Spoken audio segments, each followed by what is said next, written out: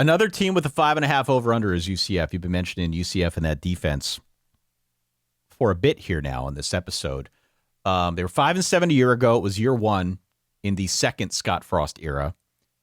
They started with 70 new players a year ago, 19 new starters, basically everything new. It had all the hallmarks of a year one situation. They were not efficient at all at turning yards into points. They had too many penalties. They had turnovers. They had red zone troubles. Even still, they almost made a bowl. They lost to Kansas by 7, Cincinnati by 9, Houston by 3. In reality, UCF was competitive because of that defense, especially against the pass. A lot of stuff that they still need to work out, and we can get into that now, but you're right to point out that the defense, and I would say doubly so against the pass, was a big part of why this was a bowl-adjacent team a year ago. Right.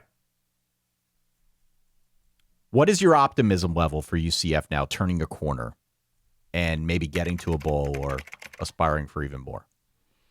I think they're going to make a bowl game. I think they're going to improve on where they were last year, which at times seemed frisky and at times seemed less than frisky. They've got a tough game against Pitt, I want to say. Yeah, Pitt on the road in week 2. Week 2, yep. Their home road splits are not bad. And I kind of appreciate, 1, having a home field advantage. 2, starting point, interesting, dynamic quarterback. 3, having proof of concept with a pass rush and new names, especially in a place like coming home to the state of Florida. UCF can be that destination, has shown itself that it could be that destination for homegrown talent, not working out somewhere huge, playing at UCF. I think you can develop speed. I think Scott Frost will continue to develop speed, position guys on offense. I think this should be a fun offense at a difficult place to play. Also, geographically, you're taking long flights to Orlando from a lot of the Big 12. Yep. You have body clock, time change stuff, especially in night games. Or I guess especially early games for teams flying east. There's a whole body clock situations with UCF. They lose, what they were up front a little bit, but there is that year 1 to year 2 jump. And I think they will get better and more experienced at enough positions with this schedule. So they host TCU, they host ASU, they host Baylor, they host BYU, they host Iowa State. I think there are enough of those winnable games. And then winnable game, like the games against teams that seem vulnerable, Colorado, Kansas, maybe this Oklahoma State defense if Alonza Barnett pops in a new system. Those are defenses against whom you can score points. And so for that reason, Ty, for those reasons you're in. I'm kind of in. UCF as a bowl team in year 2, taking a step forward. I'm never going to be fully in love with Alex Grinch. Everybody's always going to point to that one special year with Hercules Mataafa at Wazoo. That was his name, right? Undersized, like speed rusher on the inside. I've never been able to say that name, so sure. Pitt's not perfect. That's going to be a tough win. I think 6-7 wins is on the table for UCF. Is 5.5.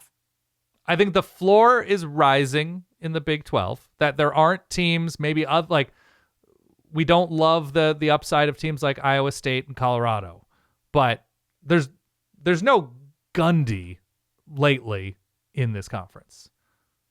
So, yeah, I'm in on UCF. I think they're going to dump someone. I'm going over 5.5 as well. Yeah. I think they'll be better this season. I think it feels like things are moving in the right direction.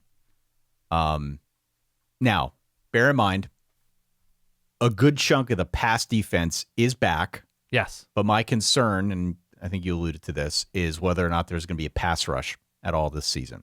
Because if there's no pass rush, that kind of defangs the pass defense, makes it harder to cover the pass. I think they're going to need someone to step up front. And Isaiah Nixon is a name I've been reading about. Maybe he's the guy that can give them that pass rush. But that side of their defensive play is something I'm most interested in and will chart. Okay. Offensively, though, you mentioned Alonza Barnett III. Scott Frost pried him away from JMU. Dude is a baller. He is a baller. He is 21-6 as a starter. Didn't do much over the spring because he's recovering from injury, but both Barnett and Scott Frost are on the record now saying he's a full go. Okay.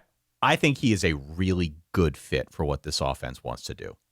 And I'm super excited to see what he can do against a Big 12 schedule. Broadly speaking, UCF got faster and deeper on offense, especially at both running back and wide receiver. I think a lot of this offense is based on getting to the edge. So whether it's like an outside zone run or a quick RPO through the passing game, they're going to try to use that speed.